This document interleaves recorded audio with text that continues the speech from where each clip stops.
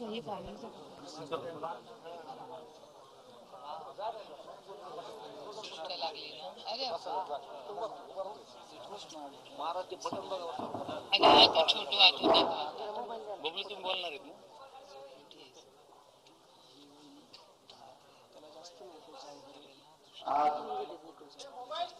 ठिकाणी कैलासवासी संतोष देशमुख यांच्या कुटुंबियांची सांत्वनपर भेट घेण्यासाठी आपल्या महाराष्ट्राच्या नेत्या संसद रत्न खासदार सौ सुप्रिया सुळे या ठिकाणी त्यांनी संतोष देशमुख कुटुंबियांची या ठिकाणी भेट घेतलेली आहे। काही मी गावकऱ्याच्या वतीने आपल्याला काही गोष्टी या ठिकाणी सांगू इच्छितो। आमच्या काही मागण्या ज्या आहेत की ज्या आपण पोटतिडकीनं संसदेत असतात किंवा महाराष्ट्र शासनाकडून त्या पूर्ण करून घेतात अशी या ठिकाणी अपेक्षा व्यक्त करतो। 6 डिसेंबरला ही घटना घडली। 6 डिसेंबरला आवाजा कंपनी म्हणून आमच्या सुप्रिया सुळे यांची पत्रकार परिषद आता थोड्याच वेळात सुरू होणार आहे। काही वेळापूर्वी त्यांनी देशमुख कुटुंबियांची भेट घेतली। आता आपली भूमिका त्या मांडणार आहेत। मसाजोगमध्ये सुप्रिया सुळे सध्या दाखल झालेले आहेत। संतोष देशमुख यांच्या आईची, पत्नीची, बहिणीची आणि मुलीची त्यांनी संवाद साधलाय। त्यांना सुद्धा मसाजोगच्या ग्रामस्थांचा आवाज कोणी ऐकणार नाही। हे सरकार मूक आणि बधीर झालेलं आहे। या सरकारला आणि मुख्यमंत्र्यांना कोणाला तरी वाचवायचं आहे। त्यांचा जो जुना मित्रपरिवार आहे भाजपा युवा मोर्चामधला, त्यांच्या सहकार्यांना वाचवायचं आहे। नैतिकतेच्या मुद्द्यावर त्यांनी राजीनामा ताबडतोब घ्यायला पाहिजे। नैतिकतेच्या मुद्द्यावरती आम्ही संजय राठोडचा राजीनामा घेतला होता ज्या त्यांच्या मंत्रिमंडळामध्ये, पण नैतिकता स्वतःमध्ये असायला पाहिजे। राजकीय पुढारी आहेत त्यांनी तो गुन्हा त्या ठिकाणी नोंद करून दिला नाही। ताई जर त्या दिवशी जर तो 18 गुन्हा जर नोंद झाला असता तर हे आरोपी त्या दिवशी जेलमध्ये आले असते आणि 9 तारखेची घटना घडली नसती। याच्यात प्रमुख आरोपी हे पी.आर. महाजन आणि त्या ठिकाणचे पोलीस निरीक्षक राजेश पाटील। 6 तारखेला घटना घडल्यानंतर राजेश पाटील आरोपी सोबत जेलमध्ये चहा पीत बसतात आणि ते सरपंचांना फोन करून तुमचं प्रकरण मिटवायचं तुम्ही या म्हणून त्यांना केसला बोलून घेतात आणि त्यांना आरोपी ताब्यात देतात। म्हणजे हे काम पोलीस करतात। मग पोलिसात जर आरोपींच्या ताब्यात जर समजा एखाद्या चांगल्या माणसाला जर देत असतील आणि त्याची जर एवढ्या निर्गुणपणे हत्या होत असेल तर आम्ही न्याय कुणाला मागायचा। आणि ते पोलीस आज मी केसमध्ये काम करतात। पोलीस स्टेशन मध्ये येणं, त्यांना ज्या काही गोष्टी पाहिजे त्या गोष्टी पोलीस स्टेशनमधून हस्तगत करणं। मग जर असा जर प्रकार घडत असेल तर आम्ही न्यायाची अपेक्षा पुढे ठेवायची। 9 तारखेला काही घटना घडली आणि 9 तारखेला पहिल्यांदा आमची पहिली मागणी होती की हे जे 2 जण आहेत पी.आय. महाजन साहेब असतील किंवा पी.एस.आय. राजेश पाटील असतील यांना तात्काळ बडतर्फ करून त्यांना यामध्ये सह आरोपी करा। यांना आजपर्यंत त्यांच्यावर कुठलीही कारवाई झाली नाही। त्याच्यानंतर आमची दुसरी मागणी होती किंवा उज्ज्वल निकम साहेबांची या ठिकाणी सरकारी वकील म्हणून नेमणूक करा। अद्यापपर्यंत त्यांची सरकारी वकील म्हणून नेमणूक झाली नाही। मग शासनाला निकाल लागल्यानंतर जर समजा नेमणूक करायची असेल, नवीन जर पद्धत असेल तर आम्हाला माहित नाही, परंतु आतापर्यंत 10-15 हिअरिंग झाल्या होत्या ह्याच्यामध्ये, अद्यापपर्यंत अजून शासकीय वकिलाची नेमणूक झाली नाही। मग शासकीय वकील नेमणूक कधी करणार आहे ते पण अद्याप आम्हाला माहित नाही। त्याप्रमाणे आम्ही हे प्रकरण फास्ट कोर्टात द्या म्हणलं होतं, त्याबद्दल शासनात आम्हाला काही रिप्लाय आला नाही। किंवा ह्याच्यामधला जो 7वा गुन्हेगार प्रश्न आणले तो अद्याप शासनाला सापडत नाही। किंवा या प्रकरणामध्ये काही ज्या लोकांना या आरोपींना पळवून जाण्यामध्ये, पैसे पुरवण्यामध्ये, याच्यामध्ये तर डॉक्टर वायबशी म्हणून एक असा ग्रस्त आहेत ताई, त्यांच्या सांगण्यावर 15 मिनिटांमध्ये पुण्यामध्ये 2 आरोपी सुदर्शन गुले ते आरोपी अटक झाले। त्याला नांदेडमध्ये पोलिसांनी पकडलं आणि त्याच्या मनात तरी तो माणूस आज फक्त एका नोटीसवर जेलमध्ये गेलो। डॉक्टर वायबशी म्हणून त्याच्या म्हणण्यावर 2 आरोपी अटक झाले। किंवा ह्या आरोपींना जे लोक साहित्य पुरवठा करतात पोलीस स्टेशनमध्ये जाऊन ते लोक अजून मोकार करतात। ते लोक प्रत्येक तारखेला कोर्टामध्ये हजर आहेत। ते लोक जाऊन धनंजय देशमुखला सीआयडीच्या ऑफिसमध्ये धमकी टाकतात। मग पोलीस नेमकं करायला काय आम्हाला हेच समजत नाही।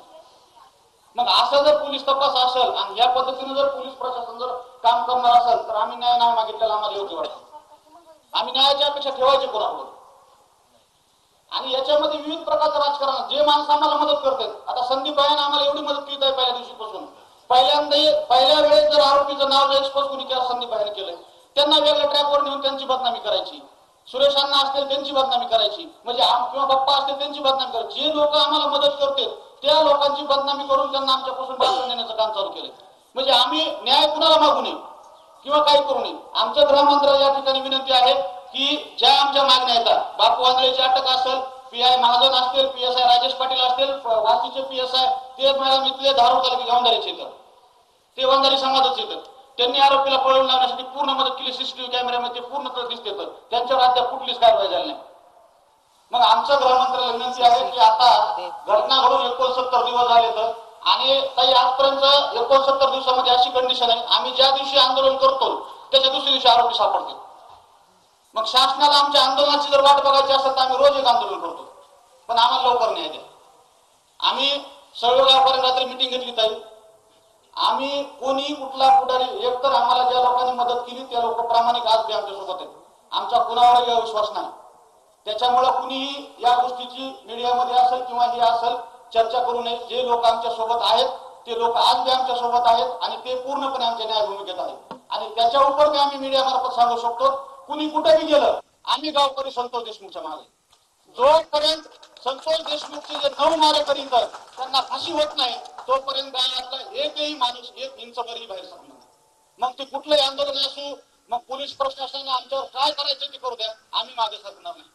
त्या गोष्टीची कुणी चिंता करू नये. आम्ही पूर्णपणे गावकरी, आमच्या महिला असतील, पुरुष असतील, तरुण वर्ग असेल, वयोवृद्ध असतील, आम्ही सर्वजण या ठिकाणी पूर्ण ताकदीनं आज बी आम्ही त्याच पद्धतीने या घटनेमध्ये पाठीमागे आहे. आमची प्रशासनाला काही आपल्या माध्यमातून आम्हाला विनंती आहे, आपण संसद असेल, मुख्यमंत्री साहेब असतील, गृहमंत्री साहेब असतील, यांना आपण सर्वांनी जाऊन भेटावं आणि या ज्या आमच्या मागण्या आहेत या तात्काळ पूर्ण करा म्हणावं. नाहीतर आम्ही 25 तारखेला सर्व गावकरी या ठिकाणी अन्नत्याग आंदोलन करणार आहे. मग त्यावेळेस तुमचा कलम 144 आहे का, तुमचं कलम कोणता आहे आम्हाला काय माहित नाही. कारण ज्यावेळेस पोलीस प्रशासनाकडून न्यायाची भूमिकाच आमची म्हणजे ही अपेक्षा संपली, त्यावेळेस पोलिसांना काही विकत आम्ही करण्यासाठी तयार आहे. त्यामुळे आम्ही गावकरी तुम्हाला एकदा विनंती करतो, आता आमची शेवटची अपेक्षा तुमच्याकडे, आता सगळे येऊन गेले. त्याच्यामुळे याच्यामध्ये ज्या गुन्हे आहेत तुम्ही स्वतः लक्ष द्या. तुम्ही स्वतः याच्यामध्ये वेळ काढून तुम्ही 100% करता, कारण आजपर्यंत कसं तुम्ही जिथं लक्ष घातलं ती गोष्ट पूर्ण झालेली. त्याच्यामुळे ह्या ज्या आमच्या गावकऱ्याच्या मागण्या यामध्ये आपण जातीने लक्ष घालून आम्हाला लवकरात लवकर संतोष देशमुखच्या कुटुंबाला न्याय कसा भेटेल याची आपण ही करा, एवढीच आपल्याला गावकऱ्याची विनंती करतो. आणि एकाच वयाचे तो बोलणार ते माहिती देत नाहीत, माईकवर बोलतो ना, सगळं व्यवस्थित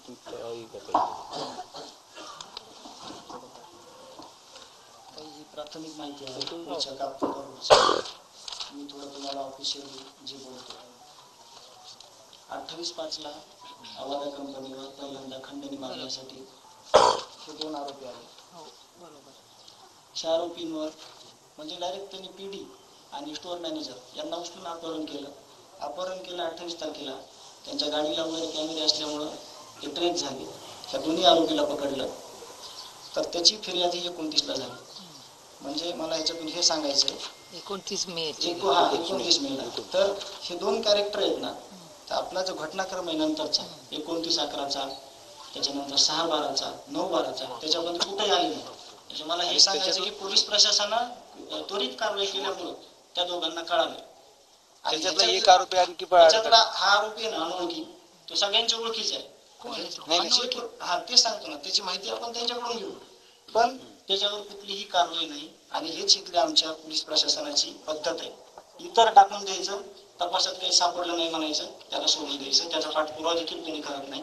तर मला सांगायचं होतं की हे पहिला FIR आहे की जिथल्या तिथं कारवाई केल्यामुळे हे कॅरेक्टर पुढे कुठल्याही याच्यामध्ये आले नाही. दर बेटा तो त्याच्यानंतर 6 तारखेला ज्यावेळेस खंडणी मागण्यासाठी हे लोक आले 6/12 त्याच्या अगोदरचा पण एक FIR आहे 29/11चा, तो 29च्या तारखेत आला. हा तसं ही सिक्वेन्स अशी आहे. 29/11ला ज्यावेळेस इथं खंडणी मागायला आले त्यांच्या नावाखाली, त्यावेळेस हे तेजच्या एका राजकीय कार्यालयात बसले होते तालुका अध्यक्षाच्या, जो की ह्याच्यातला कुणाचा आरोपी आहे विष्णू चाटे. तर 29/11ला हा जो टायमिंग आहे ना, त्या टायमिंग मध्ये हे महाशय त्यांची एक रजिस्ट्री होती. त्या धमकीचा जो टायमिंग आहे आणि इथल्या रजिस्ट्रीचा टायमिंग आहे तो सेम आहे.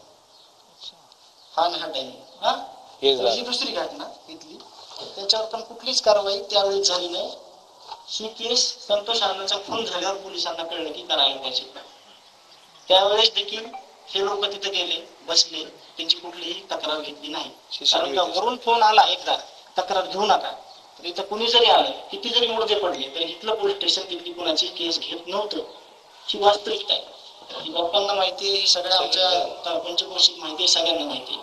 तुम्हाला त्याचे पण काही पुरावे आहेत माझ्याकडं, की अण्णांचा खून झाला, पण हाफमटर इतक्या प्रकारचे झालेले आहेत. डायरेक्ट लेकरा बाळात बसलेल्या बापाला उचलून नेऊन मारलेले आहेत. ते लोक समोर येत नाहीत काही, भीतात ते लोक. आजारी लोक तर त्यांना वाटतं आपल्या मागून कुठून कुणी येऊन आपल्याला मारतं का काय. तर हे झालं 29 तारखेचं, जो की एफआयआर याचा कधी झाला, घटना झाली 29ला आणि एफआयआर झाला 11-12ला खुनाच्या नंतर. त्यावेळेस बाप्पा तिथे बसले, तिथून त्यांचा बेल पडल्यानंतर ही सुद्धा एफआयआर झाला नाही, तर हा सुद्धा एफआयआर होत नव्हता. त्याच्यानंतर 6 तारखेला ज्यावेळेस ही घटना घडली, आरोपी परत आले, वॉचमॅनला मारहाण केली. वॉचमॅनला मारहाण केल्यानंतर एक गावचा प्रमुख म्हणून तिथून फोन आला की अशी भांडण चालले. त्यावेळेस भावाला देखील मारलं. गाववाले भरपूर होते. त्या दिवशी महापरिनिर्वाण दिन होता. अच्छा. त्या दिवशी गावातही काही लोक आले. शनी सरपंचाला हात म्हणजे मारलं, शनी त्यांना मारलं. पण ती भांडणं अशी होती की सोडासोडीची. मी स्वतः तुम्ही इन्क्वायरी करा, PSI शिंदे साहेबांना बोलून घेतलं की मसाज उच्चार टोळीला अशी भांडणं चालली, त्या जे कोणी आहेत त्यांना घेऊन जा. आणि आम्ही त्यांना अंगाला हातही नाही लावता दोघा भावांनी. हे सगळे लोक त्यांना बाबासाहेबांची शपथ खाऊन थांबवले आणि ह्या आरोपीला सोडलं. त्या आरोपीच्या गाडीमध्ये, जी की खुनाला गाडी होती, त्याच्यात सगळे हत्यार होते. तरी देखील ती गाडी सकाळी 7ला इकडे चक्रा मारते मसाजूरला.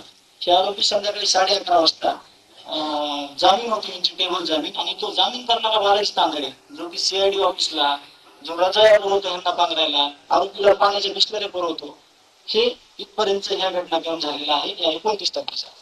त्याच्यानंतर अट्रॉसिटी 12 तारखेला झाली. खून झाला 9 तारखेला, अट्रॉसिटी झाली 12 तारखेला. ही अट्रॉसिटी 6ची. ही जर अट्रॉसिटी 6च्या 6ला झाली असती, तर ह्या जे प्रूफ करणारे लोक आहेत, हे कमीत कमी 15-20 दिवस मध्ये असते. यांना कळलं असतं प्रशासन काय, शासन काय, कायदा काय, गुन्हा केल्यावर काय होतं. हे बिलकुल झालेलं नाही. आणि मग त्याच्यानंतरची स्टोरी अशी की ज्यावेळेस माझ्या भावाचा मृत्यू झाला, त्यानंतर मिसिंगची केस 3.5 घंट्याने घेतली. आमची गडबडीत बाहेर होतो, तर आम्ही तर सही करायला मध्ये बोलवून सही घेतली, इथपर्यंत झालं. त्याच्यानंतर घटना घडली 7 पर्यंत. सगळे लोक गावाच्या रस्त्यावर बसले रात्रीच्या 1 वाजेपर्यंत. तोपर्यंत कुठलंही कुणी त्याच्यात फेरबदल केला नाही, कुणी पुरवणी एफआयआर घेतला नाही. रात्री 1 वाजता शब्द दिला, जे PI बल्लाळ आहेत, ऑडिओ क्लिप त्यांच्या आलेले आहेत, त्यांचे काय संबंधित कोणासोबतचे, तर त्या बल्लाळांनी इथं सांगितलं की 9 वाजेपर्यंत आम्ही आरोपी तुमच्याकडे आणतो, तुम्ही आता उठा. बाया, माणसं, लेकरं, सर्वसामान्य माणसं रस्त्यावर बसलेले होते. मग सकाळी 9 वाजेपर्यंत त्यांनी कुठलीच कारवाई केली नाही. रात्री घटना घडल्यावर 10:30 वाजेपर्यंत आरोपींचे फोन चालू होते. मी स्वतः विष्णू चाटेला 12:30 वाजता फोन लावला, तरी फोन चालू होता. यांनी कुणालाही ट्रेस न करता, कुणालाही पकडलं नाही. हे आरोपी वाशीकडे गेले, त्याचं कारण होतं तिथं की PSI घुले नावाचे यांचे नातेवाईक होते ह्या आरोपींचे. त्यांनी सांगितलं की पुढे पोलीसच्या गाड्या आहेत, तुम्ही कोणत्या ठिकाणी गाडी थांबवायची, कुठून पळून जायचं. आणि म्हणले पुढे जंगल आहे. कुठे जंगल आहे? वाशीमध्ये जंगल आहे असं तुम्ही बघा नेटवर्क किंवा सॅटेलाइटवर, तिथं जंगल आहे का बघा. हे म्हणले जंगलात पळाले आणि तिथून निसटून गेले. हे झालं. त्याच्यानंतर मग आदरणीय मनोज दादा इथं जवळपास 4 वाजता आले होते. ते रात्रीचे 11 वाजेपर्यंत होते. त्यांनी पुरवणी एफआयआर करून घेतला. त्याच्यानंतर PM केलं. 1:30 वाजता इथं ज्यावेळेस अंत्यविधी झाला भावाचा, त्यावेळेस मनोज दादा इथं होते. जर दादा येऊन बसत नाहीत तर ह्या घटनेची सुरुवात होत नाही आणि तुम्ही देखील कोणी आमच्याकडे येत नाहीत, कारण का तिथंच विषय सगळा संपत होता. गुन्हा नोंद झाला त्या दिवशी. दुसऱ्या दिवशी 11 वाजता गुन्हा नोंद झाला. आपण बसलो त्याच्या ह्या जागेवर आपल्या, म्हणजे इतक्या भयावह म्हणजे हे प्रकरण आहे. मग पुरवणी जमा केला. त्याच्यानंतर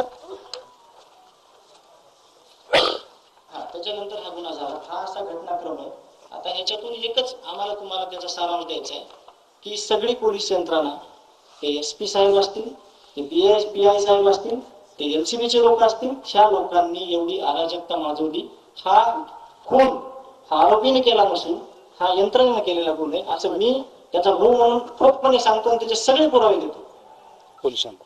ज्यावेळेस मी DYSP साहेबांना बोलतो की त्यांना हिंदी बोलतात, कि ये इसका कॉल आता था क्या कभी तुमको, कभी कभार आता था क्या? बोले हमको सभी को फोन आता था. 50 ते 60 कॉल आहेत त्या दिवशी. आणि यांचे जर 6 तारखेपासून 18 तारखेपर्यंतचे जे कॉल रेकॉर्ड काढले, 1,000 कॉल निघते यांच्यासोबत. घटना घडल्यापासून 15 दिवस तरी या खुनाला कुणीही गांभीर्याने घेतलं नव्हतं ह्या लोकांनी ज्यांनी गुन्हा केला. आणि आता सगळे म्हणतात खूप संवेदनशील मुलगा आहे मी, माझा भाऊ गेलाय, माझं सगळं जे आयुष्यातलं जे होतं ते सगळं गेलंय. माणूस गेल्यानंतर कुणी प्रेम दाखवतं, गाव दाखवतं, ते दाखवतं, पण मी जिवंतपणे माझ्या भावाला, माझे आई वडील, माझे जे कुटुंब आहे सगळ्यात माझा प्रमुख माणूस होता. मी त्याच्या सावलीसारखा आतापर्यंत राहत होतो. मला त्याची उदीव कशालाच भरून येणार नाही, कारण का मी त्याच्या खांद्याला खांदा लावून जे सगळं आतापर्यंत काम केलं निस्वार्थीपणे ते आम्ही दोघांनी मिळून सोबत केलं. माझा एवढा घात केलाय तर तो घात ह्या लोकांनी केलाय. आणि असे 100वर प्रकरण असतील, तुम्हाला त्याच्यातला एक फोटो दाखवतो. हे लोक बिचारे यांच्या घरी कुणीच नाही लढायला. कोणी ते? जे तुम्हाला एक उदाहरण दाखवलं,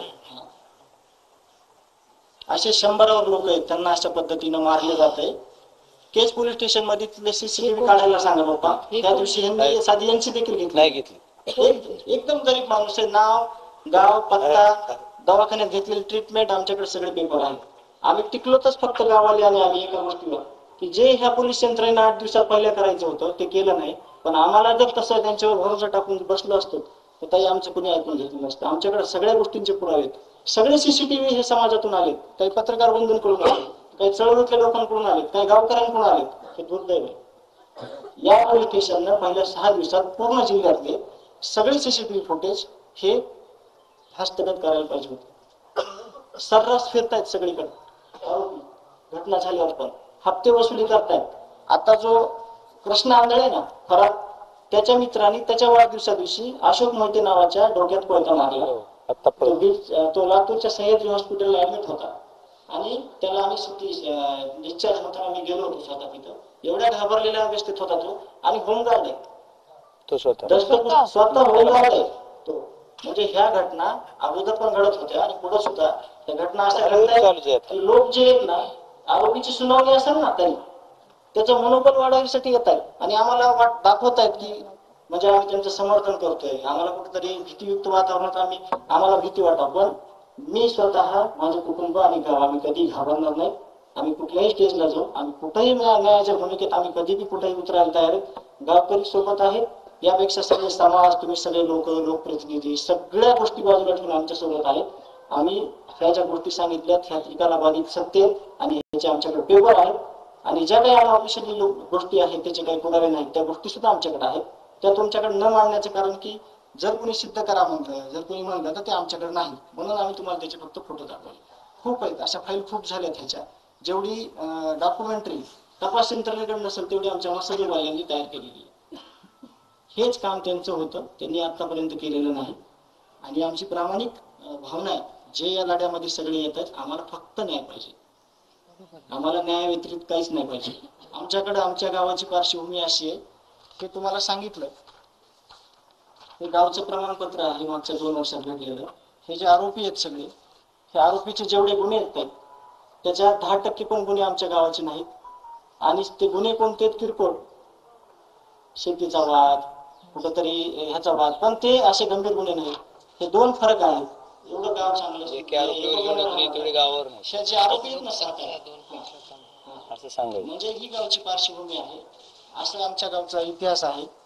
आणि असं गुन्हा गोविंदानं गाव चालणार त्याचे इतके भयानक पद्धतीनं संपवलं. आम्ही आमच्याकडं कधीही आम्ही याची गुन्हे भरून काढू शकत नाही. हे सगळं तुमच्याकडे येतं.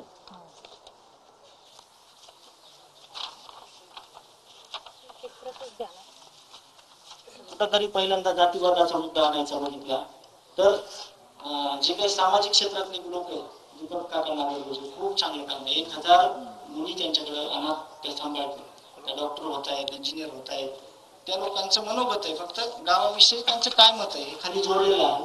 आणि आताचं जे ध्वजारोहण आहे 26 जानेवारीचं, जे आरोपी आहेत त्याच गावचे, ते दत्ता दादा बारगाजे, दत्ता भाऊ बारगाजे म्हणून त्यांचा एचआयव्हीग्रस्त मुलांसाठी, विधवा महिलांसाठी एक आश्रम आहे इथं, त्यांचं ते काम करतात. त्यांचे विचार जरी आपण बघितले संतोष अण्णाच्या विषयी तरी सगळं कळतं त्या गावाचा इतिहास काय आहे. 9 डिसेंबरला त्या दिवशी घटना घडली, गावातले काही तरुण केस पोलीस स्टेशनला गेले, पण केस पोलीसवाल्यांना दिशाभूल केली. इकडे जीवाचीवाडी म्हणून गाव आहे आणि संतोष अण्णाला चिंचोली शिवारात नेलं. पोलीसवाल्यांना सांगितलं नाही तुम्ही जीवाचीवाडीकडे शोधा. म्हणजे जाणीवपूर्वक दिशाभूल केली पोलीसवाल्यांना. केस आरोपी झाले पाहिजे.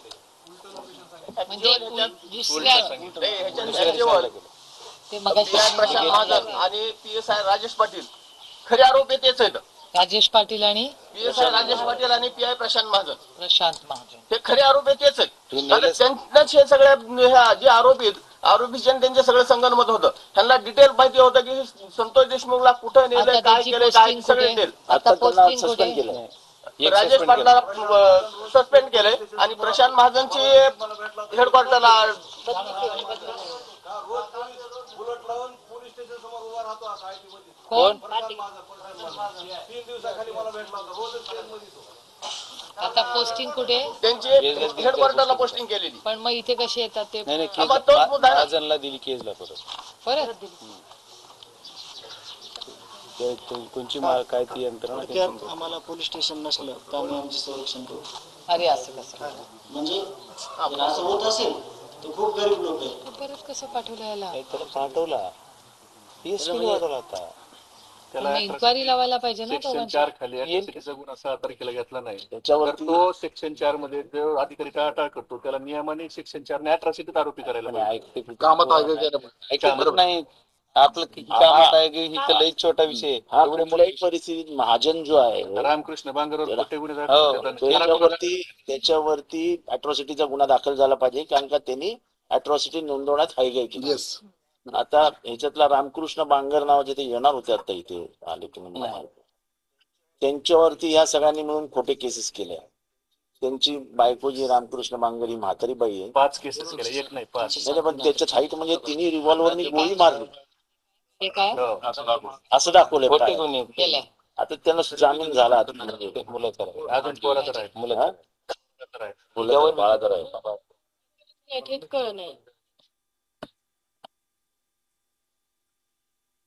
म्हणून गावकऱ्यांना कदाचित हे नसेल. आमची मागणी काय होती आम्ही जेव्हा विधानसभेत बोलत होतो की तुम्ही आम्ही जे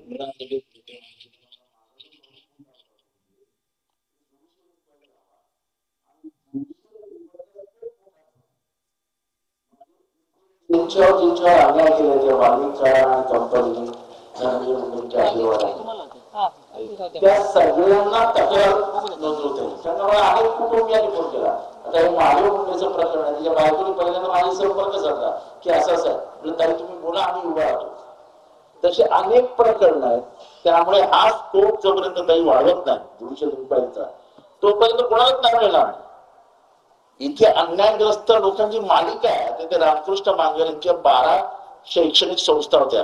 त्या 12 शैक्षणिक संस्था 18 शैक्षणिक संस्था वाल्मिक कराड आणि धनंजय मुंडेला पाठवायच्या होत्या आणि म्हणून त्यांच्यावर खोट्या केसेस दाखल केल्या.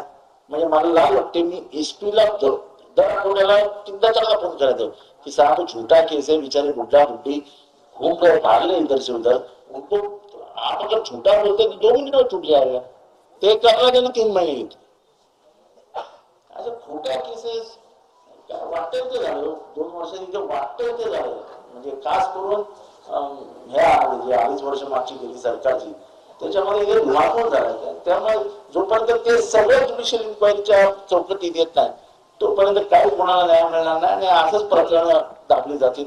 आणि जे पोलीस इथे होते त्या पोलिसांची ताई म्हणजे या गावकऱ्यांचा प्रति इच्छा असेल त्याच्यातला एकही पोलीस जिल्ह्यात राहता कामा नये ना. नोकरीच्या बाहेर पण नाही यांना म्हणजे काढूनच सध्या जिल्ह्याच्या बाहेर सध्या तरी जिल्ह्याच्या बाहेर पडला आता तो प्रशांत महाजन आणि 2 केसेस दाखवले त्याच्या ते बाटवंडर केस मध्ये पण त्यांनी वाल्मिकला मदत दिली.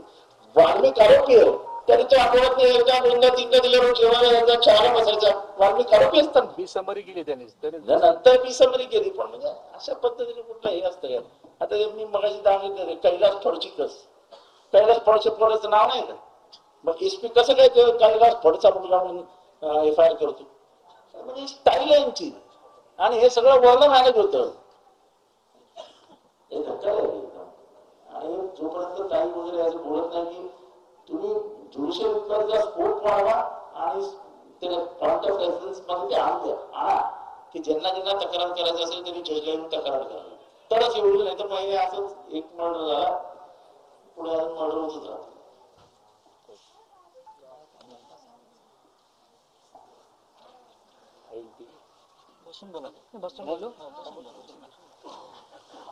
नमस्कार सगळ्या गावकऱ्यांना, रामकृष्ण हरी. खरं तर मी काही इथे भाषण करायला आलेले नाही, मी फक्त या कुटुंबाची भेट घ्यायला.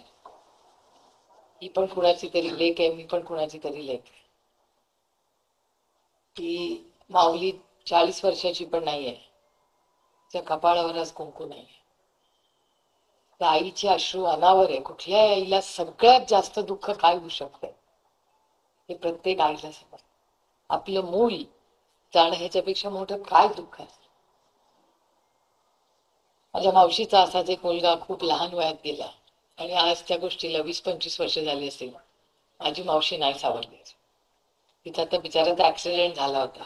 म्हणजे आज इतकी वर्ष झाली तरी तिच्या प्रत्येक बोलण्यात, त्याच्यामुळे एक आईचं दुःख, एक बहिणीचं दुःख, एक लेक, एक मुलगा.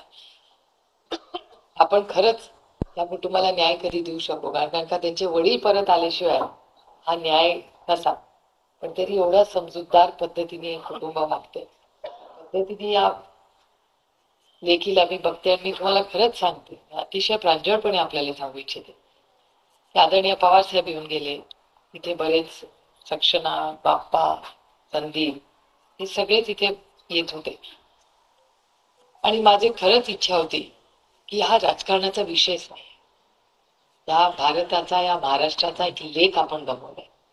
आणि त्याच्यामुळे या विषयामध्ये राजकारणी म्हणून कोणीही त्याच्यात पडू नये, पण माणुसकीच्या नात्याने न्याय यायला मिळाला. ज्या भारतरत्न डॉक्टर बाबासाहेब आंबेडकरांनी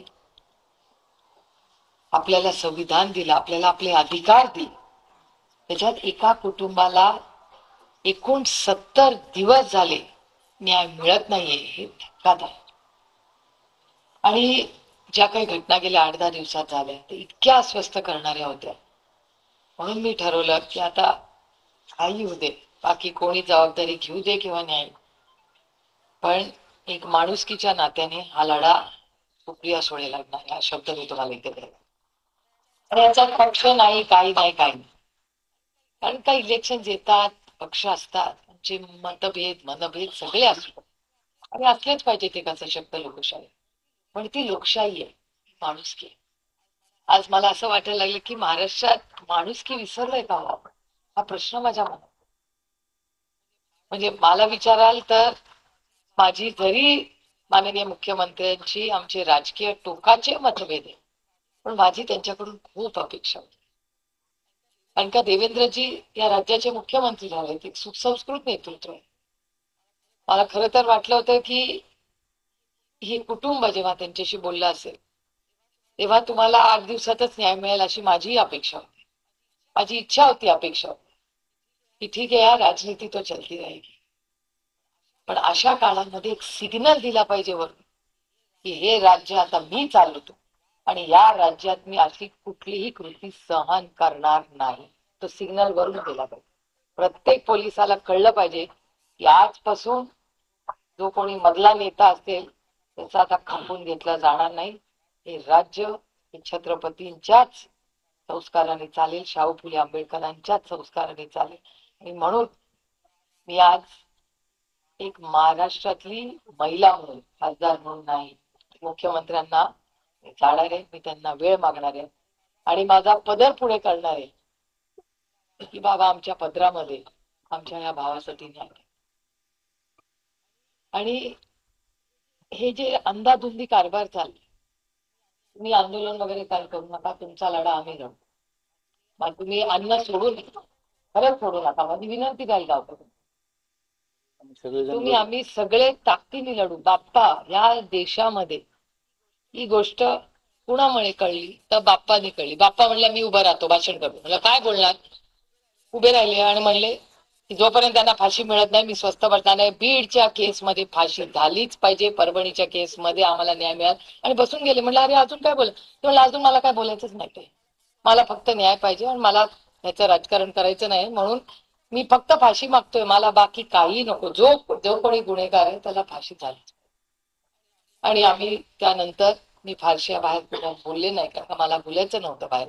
पण मला तुम्हाला हे पण स्पष्टपणे सांगायचं की त्याचा आम्ही दोघांनी बाहेर बोललेलं नाही. बाप्पा तुमच्या परवानगीने मी बोलते की एक 8 दिवसापूर्वी बाप्पा आणि मी आम्ही अमितभाई शाहना परत जाऊन भेटून आलो आणि त्यांनी आम्हाला शब्द दिला की ते जातीने लक्ष या विषयात द्यावं. त्यामुळे मला, मी पुन्हा पुन्हा सांगते, मला याच्यात राजकारण करायचं नाही. आम्ही दोघं फोटो टाकू शकलो असतो बाहेर स्टेटमेंट, पण मी केलं नाही. याचं कारण असं की एका गृहमंत्र्याकडे आम्ही दोघं लोकशाही पद्धतीने न्याय मागायला. बाप्पा आधी भेटून आले होते, आम्ही परत परवा भेटून आलो आणि माझी अतिशय विनम्रपणे प्रांजळपणे त्यांना हात जोडून विनंती की बाबा ह्याच्यामध्ये मग पोलीस असू दे, अधिकारी असू, कोणीही गुन्हेगार असो, त्याची गय करू. या राज्याने एवढं मोठं मतदान करून तुम्हाला केलंय, न्याय जर मिळाला तर काय करायची ती सत्ता मागे. आता त्यांनी मला त्यांच्या कुटुंबाचा एक फोटो दाखवला, अप्रतिम, म्हणजे दृष्ट लागली तुमच्या फोटोला. आणि मी तुम्हाला शब्द देतो की मी कोणाला कुठे भेटणार नाही, काही करणार नाही. आणि कॉम्प्रोमाइजचा तर विषय, सत्यमेव जयते, सत्याचाच विजय झाला पाहिजे. जो कोणी ह्याच्या मागे आहे त्याला आपण फाशी ही मिळालीच पाहिजे. मी या मुलीला त्याच्या आईला आणि आजीला याचा शब्द दिला की ह्याच्यात राजकारण नको. तुम्ही म्हणता तसं काय कोणाचं होईल त्याला आपला काही घेणं देणं, पण ह्या बीड मध्ये ही सगळी जी मस्ती आहे ना यांची तरलीच पाहिजे. सत्तेची आणि पैशाची मस्ती आहे. सत्ता आणि पैसा आयुष्यभर टिकत नाही आणि ती कशाने भांडायची, ती लढा सत्यानेच मोडून काढ. आपण सगळे जोपर्यंत एकत्र आहोत ताकदीने लढू. तुमच्या काय कोर्ट केसेस असतील, काय असतील, स्वतः मी बघेन. मी स्वतः त्यात तुम्हाला न्याय मिळाल्याशिवाय स्वस्थ बसणार नाही. आणि हे फक्त तुमच्या कुटुंबासाठी नाही. तुम्ही म्हणला तसं बीड मध्ये जे कुणाला हाणामारी झाली, आता तिथे डोकं फोडलंय कुणाकडे, त्या कुटुंबाची माहिती घ्या. त्या कुटुंबाला पण आपण न्याय, हे कुठेतरी थांबलंच पाहिजे. ही गुंडागर्दी थांबलीच पाहिजे. बीड मधली प्रत्येक महिला मन मोकळेपणे, जशी मी राज्यात आणि देशात फिरते तशा तुम्ही फिरल्याच पाहिजेत. तुम्हाला काळजी वाटता कामा नाही माझी लेख बाहेर काय करते प्रशासन. मग सत्तेमध्ये बसला ना, विकास विकास विकास, हा यांचा विकास आहे. जर माझी लेख जाणार असेल, ती मगाशी आई मला म्हणत होती की माझा लेख बाहेर गेला. तुम्हाला माहितीये तुमची आई काय म्हणली मला? तुमची आई मला असं म्हणाल्या की जेव्हा माझा लेख बाहेर जातो तो घरी येईस तोवर माझ्या काळजात अशी चिंता वाटत असते. याच्यासाठी महात्मा गांधी लढले, याच्यासाठी या देशात स्वातंत्र्य आलं की या माऊलीला मुलाचा बाहेर गेल्यावर दुखदुख वाटते की माझा लेख परत घरी येईल का नाही. हे प्रशासन आहे, हा महाराष्ट्र आहे, हा तळांचा महाराष्ट्र आहे. मी तुम्हाला शब्द देते की ही लढाई आज तुमची नाही, ही लढाई आमच्या सगळ्यांची आहे आणि तुम्ही कोणीही उपाशी राहणार नाही. या राज्यातला माझा कुठलाही भाऊ किंवा बहीण उपाशी राहणार नाही. उपाशी राहिले तर आम्ही राहू, पण तुम्हाला आम्ही उपाशी राहू देणार. तुम्ही या लढा लढायचा नाही, आम्ही लढणार. कशासाठी आम्ही सगळे आहोत? आम्ही लोकप्रतिनिधी आहोत ना. कशाला लोकांनी आम्हाला निवडून दिलंय? याच्यासाठीच निवडून दिलंय ना.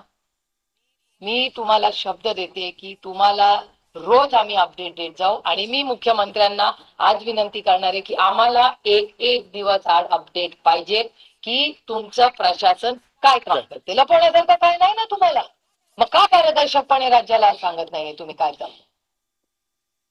अहो, जेव्हा या सगळ्या घटना होत होत्या या 15 दिवसाच्या, तो माणूस काय त्यांचं नाव वाल्मिक कराड ना, वाल्मिक कराडची हिंमतच कशी होते की व्हिडिओ काढून मी पोलीस स्टेशनला येतोय. काय समजता तुम्हाला? कुणाच्या जीवावरी मस्ती आहे ही? पैशाची आणि सत्तेचीच मस्ती आहे ना. लाज वाटली पाहिजे या सगळ्या लोकांना. आणि हे सहन महाराष्ट्र करणार नाही. हे करायचंय. मी तुम्हाला शब्द देते की हा जो कोण 7वा आहे ना, तो कृष्णांतळे आहे कुठे? असं कुठे गेला? तुम्ही मला पाणी आणा, त्यांच्याकडे पाणी द्या. कृष्णांतळे गेला कुठे? असा कसा गायब झाला? तुम्ही मला सांगता तुम्ही ट्रॅक करू शकत नाही. अहो, रोज आमचे फोन ट्रॅक करते सरकार, तो कृष्णांतळे सापडत नाही यांना. कुणाला पटतं इथे की कृष्णा आंधळे सापडू शकत नाही? मला सांगा, असं शक्य तरी आहे का? जेव्हा संदीप काहीतरी त्याच्यावर बोलला तर सगळ्यांनी एवढी संदीपवर टीका केली. असं कुठे झालं? 2 महिने झाले कृष्णा आंधळे मिळत नाही. आज जे बोलला ते खरं बोलला, त्याचा मर्डर झाला खरं, त्याच्याकडे सर्वात गुप्त माहिती कृष्णा आंधळेकडे आहे. आणि मला कृष्णा आंधळेचा सीडीआर फोन पडला, कुठे गेला फोन? सीडीआर काढा तुम्ही. फोन असा जातो कुठे? आम्हाला सीडीआर पाहिजे. कृष्णा आंधळे आणि प्रत्येक जे 7 लोक अटक झाले त्यांचा सीडीआर हा फोनचा मिळालाच पाहिजे. आणि याच्यासाठी आपण सगळे मिळून लढा लढू. आणि त्याचा तुम्हाला काय बोलायचं? एसपीचे सीडीआर काढा.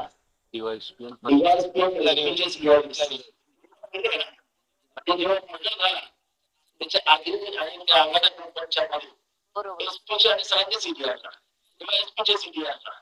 आणि त्यांनी ज्याचे हे होते की प्रशासन, तुम्हाला आठवत असेल की शिंगापोळा नावाचं एक प्रकरण झालं होतं. आतापर्यंत महाराष्ट्रामध्ये जेवढी खूप प्रकरण झाली ती पब्लिक मध्ये गेली. पोलीस हे फक्त की एक दिवसाआड पत्रकार परिषद घेऊन झालेली चौकशी महाराष्ट्रात सपोर्ट होती. मग ह्या खूप खटल्यामध्ये एकदाही पोलीस प्रशासनाने आजपर्यंत पत्रकार परिषद घेऊन ही अशी चौकशी झाली आहे का सांगितलं नाही. कारण या सगळ्या गोष्टी त्यांना लपवून ठेवायच्या.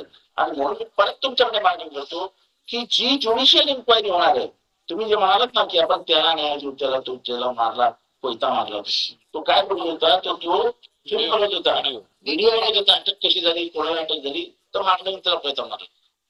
त्या सगळ्यांना जोपर्यंत ज्युडिशियल इन्क्वायरीच्या परव्ह्यू मध्ये घेत नाही, त्याच्या कक्षेत घेत नाही ज्युडिशियल इन्क्वायरीच्या, तर काहीच नाही मिळणार. लोकच अहो तो रामकृष्ण बांगरची फॅमिली घाबरत होती माझ्याशी बोलायला. नाही नंतर बोलतो इतकी दहशत निर्माण करून ठेवली आहे. त्याच्यामुळे मला वाटते ईडीचा केस राहिला, आपण जे मागणी केली आहे की ह्या देशामध्ये खंडणी हा मोठा गुन्हा आहे. मनमोहन सिंग साहेब काँग्रेसचं जेव्हा सरकार होतं ना, तेव्हा त्या काळामध्ये ईडी, आता ईडी तर सगळ्यांनाच माहिती आहे, पोरापोराला ईडी माहिती आहे राज्यात आता. आणि ईडी खंडणी मागणं म्हणजे तो गुन्हा या देशामध्ये, त्याला ईडी लागते. मला प्रश्न विचारतोय, त्या वाल्मिक कराडला तो तर खंडणी मागत होते ना सगळे, मग त्यांना आधी अटक कशी नाही झाली? त्यांना ईडी का नाही लागली? हा प्रश्नाचं उत्तर सरकारला द्यावं लागेल ना. कधी तुम्ही म्हणलं जून महिन्यात पहिला मागितलं ना खंडणी, मे महिन्यात खंडणी मागली, तर मे महिन्यात पहिल्यांदा खंडणी मागली तर त्या काळातच मे महिन्यामध्ये त्यांना लागायला पाहिजे होतं ईडी आणि सीबीआयची. का नाही लागली तेव्हा?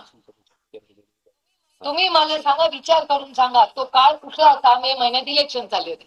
आता इलेक्शनच्या वेळेत तुम्ही खंडणी मागताय इलेक्शनसाठी. कशासाठी? का खंडणी मागणं गुन्हा आहे? कशासाठी का मागे ना 1 रुपयाची खंडणी मागणं या देशात गुन्हा आहे. आणि मग जून पासून काय या सरकारने काय केलं?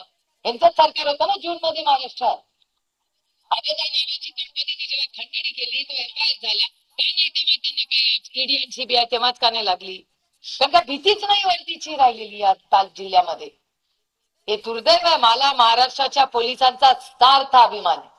मी जन्मापासून फार जवळून पाहिले. जेव्हा महाराष्ट्राचा पोलीस बघतो ना, तेव्हा असं वाटतं चला बाबा, मी तुमच्याबद्दलच बोलतो. मला अभिमान वाटतो जेव्हा तुमच्यासारखे पोलीस बघतात, महिला पोलीस असतात.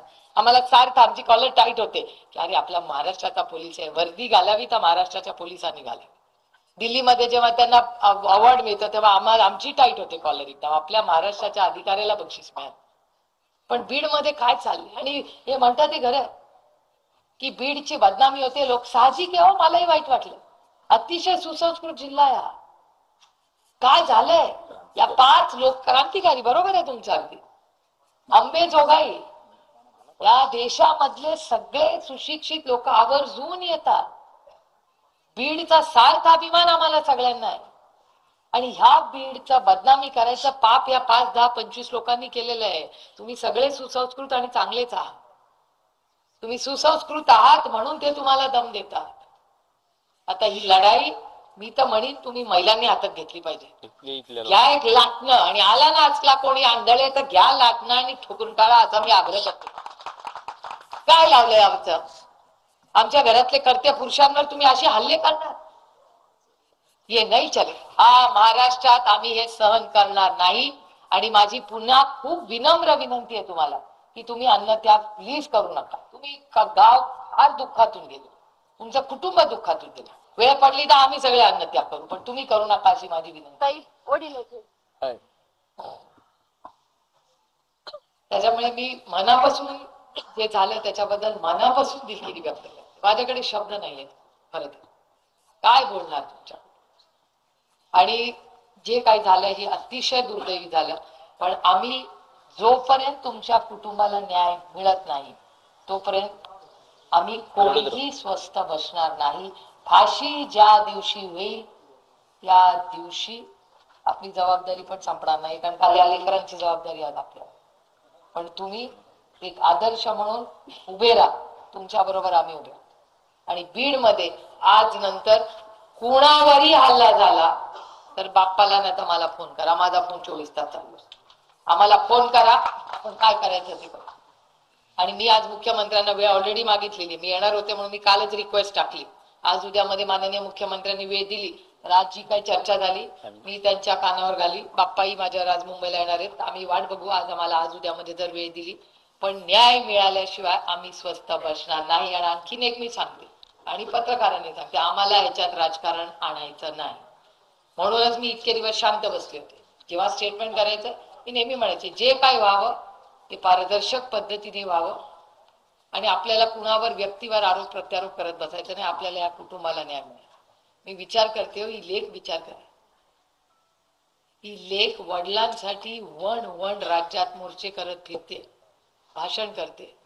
मी सांगते तुम्हाला, एक सरकार जे बसलंय ना या लेखीच्या अश्रूंवर उभं आहे. त्यांचं या लेखींच्या अश्रूवर आहे. मला आश्चर्य वाटतं की या सरकारला झोप कशी येते. या सरकारला काम करताना, भाषण करताना, साजरं करताना या लेकरांचे अश्रू नाही दिसत. झोप कशी येते हो मला सांगा, या प्रश्नाचं उत्तर द्या. मलाच काल इथे येताना अस्वस्थ वाटत होतं की मी कसं यांना माझा चेहरा दाखवू, काय या लेखीला मी सांगू. अहो मी पण गेले खूप गोष्टींमधून, पण माझे वडील माझ्यावर आहे, तिचे वडील परत येणार नाहीये. तो लढायला लेकी लढू शकतात. आम्ही सगळ्या लढलो, तुम्ही पण लढला, आमचे भाऊ पण खूप लढले, पण हिला कुठल्या तोंडाने उत्तर देऊ. हिचे तर बाबा परत येणार.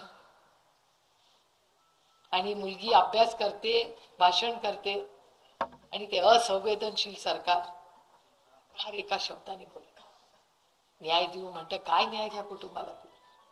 आणि माझा प्रश्न आहे पुन्हा माननीय मुख्यमंत्र्यांना की तो 7वा माणूस आहे कुठे.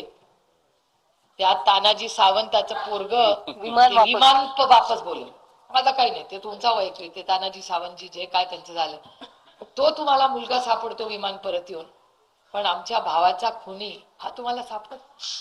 इतके निर्दयी आहात तुम्ही. काय गरीब आहे, शोषित आहे, वंचित आहे, पीडित आहे म्हणून त्याला आवाज नाही या देशामध्ये. हे सब नाही चले.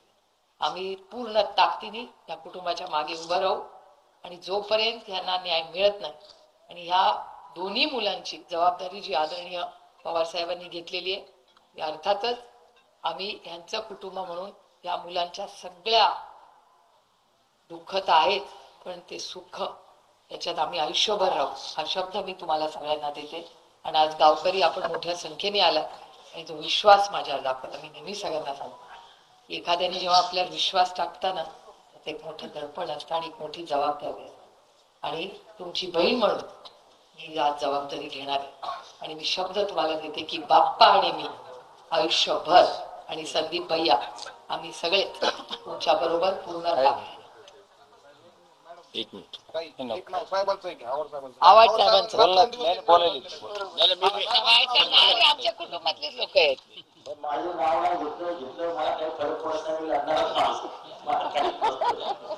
याच्यात दुसरी गोष्ट माझी स्पष्ट करायची, मस्ता झोप मधला स्पष्ट करायची. अजून काय बोलताय. ते सांगा. लाडकी बहीण योजनेचं अध्यक्षपद आजही त्यांच्याकडे आहे. एसडीएम सांगतायत की ज्या दिवशी म्हणजे ते इन्फोर्स मध्ये अगोदरच्या सरकारमध्ये होतं तर ते गेलं पर मी स्वतः विचारलं एसडीएम हा. तर ते नाहीये आता रनिंग नाहीये असं त्यांनी मला सांगितलं. लिहून घ्या त्यांच्याकडून, लिहून मागून घ्या, मागणी करून घ्या. पण आपण तर मला थोडीशी सुस्पष्टता याच्यात अशी करायची आहे की मी जेव्हा पहिलं भाषण जेव्हा केलं तेव्हा सांगितलं होतं की ही माणुसकीची हत्या आहे. खरंच आहे. इतक्या अमानवी पद्धतीने एखाद्याला मारणं हे माणुसकीला शोभणार नाही. त्यामुळे पुन्हा महाराष्ट्र जो उभा राहिला माझ्यासकट तो माणुसकीच्या नात्याने उभा राहिला की हे नाही चांगलं. तेव्हा मी उभा राहिलो तेव्हा माझी जात तुम्हाला माहिती मी वंजारी विरुद्ध लढा मला लढा नव्हता तरी हा मानवी मनातली जी विकृती आहे त्याच्या विरुद्धची लढाई आम्ही लढत होतो. जे बाबासाहेबांनी सांगितले की अन्याय अत्याचार विरुद्ध तुम्ही उभा राहिलं पाहिजे, आम्ही उभे राहिलो. कुठेही वंजारी मराठा असा स्पर्श नाही. ही महाराष्ट्राच्या मातीची लढाई आहे. कारण का ही माती एका वेगळ्या पद्धतीने पुढे गेली आहे. हे शाहू फुले आंबेडकरांचे विचार आहेत सगळे. त्यामुळे जातीपातीचा स्पर्श न देता आपल्याला वाल्मिक करा हा वंजारी समाजाचा चेहरा होऊ शकत नाही. गेल्या मागच्या 3 वर्षामध्ये 40 IAS ऑफिसर तयार केलेत वंजारी समाजाने. ते चेहरे आहेत आमचे. हा कसला चेहरा मारायला? हे असले काही चेहरे होत नाही. महाराष्ट्रातले तमाम वंजारी समाजातले लोक फोन करतात, म्हणाले आम्हाला गावामध्ये तोंड दाखवायला लाज वाटते. लोक आमच्याकडे संशय नजरेने बघायला समाजाच्या लोकांना त्रास दिला त्यांनी, खोटे गुन्हे त्यांच्यावरच केले. आता तुम्ही एवढे आहात ना, एवढ्या मर्डर झाले, आरोपी कोण येतो? सगळे आरोपी वंजारी आहेत. बरोबर आहे? बापवंजारी मर्डर केस तो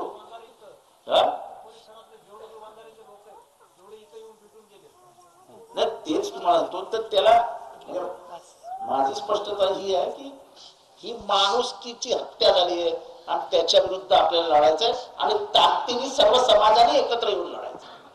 ही आमची भूमिका आहे आणि त्या भूमिकेपासून आम्ही कुठेही बाजूला जाणार नाही. माझी एवढीच सगळ्यांना विनंती आहे की हे सगळे जे गुंड आहेत ना त्यांना माफी नाही.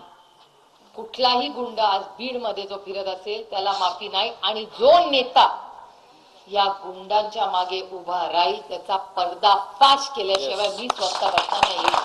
ये नहीं चलेगा. ये गंदी राजनीति आज के बाद महाराष्ट्र में नहीं चलेगी. कोणी असू दे तुम्हाला, कोणी हे नाही चलेगा. कारण का ह्या सगळ्या वाल्मिक कराड टाईप लोकांच्या मागे कोणीतरी शक्ती आहे. त्या शक्तीशिवाय हे होणार नाही. धनंजय मुंडे शक्ती कोणी का असे ना, कोणी त्याची इन्क्वायरी झाली पाहिजे. त्याची इन्क्वायरी झाली पाहिजे. पोलिसांचीही झाली पाहिजे. राजकीय नेत्यांची पण झाली पाहिजे. हे उतरलं पाहिजे. राजीनामा झाला पाहिजे त्यांचा. हे जे पोलीस जे प्रेशर खाली आहेत ना, घरगड्यासारखे जे वागतात ना, ते मंत्री पदाचा वरच असते त्यांना. संदीप बोला. राजीनामा झाला पाहिजे. काही आमची एकच मागणी आहे. सुरुवातीपासून पहिल्या दिवशीपासून गावात जेव्हा मी आपल्याशी चर्चा केली, वाल्मिक कराड काही एवढा मोठा नाहीये, त्याला संरक्षण फक्त या मंत्रिपदाचं भेटते. अशाच मंत्रिपदाचं जे धनंजय मुंडे साहेब जे मंत्री आहेत ना त्याचं संरक्षण भेटतंय. हे सगळे सरेंडर झाले, एका गाडीमधून येते. प्लीज मला भयंकर राग येतोय ऐकल्यावर. पोलीस सरेंडर कसं झालं का? उपकार केले का स्टेशनमध्ये गेल्यानंतर हातात सगळे दोरे गंडे होते. साहेब आवड साहेब आपण सुद्धा लय ताकदीने मांडले सभागृहात माझ्यासोबत यांनी. आणि त्यांना जोपर्यंत त्यांचा राजीनामा देत नाही ना, हे सगळं हे बघा त्यांची फाईल बघा काय काय त्यांनी जमा केले. एकदा त्यांचा राजीनामा झाला ना हे सगळेच फासावर चढतील बघा. तुम्हाला सांगतो एवढीच आमची मागणी सगळ्यांची. बाकीच्या आरोपीला ते त्यांचं तोंड झाकलं, हातकाड्या लावल्या आणि ह्यांना का सोडलं? त्याच्यामुळे त्यांचा राजीनामा झाला पाहिजे. ही प्रमुख मागणी पाहिजे तरी आपली. ह्याच्यात राजकारण भेटते काही नाही. आणि प्रकाश दादा म्हणले ना भाड्याने दिलं. दुसरी मागणी आहे की कुमावत नावाचे एक अधिकारी होते ज्यांनी सगळ्यांच्या चाव्या टाईट केल्या होत्या.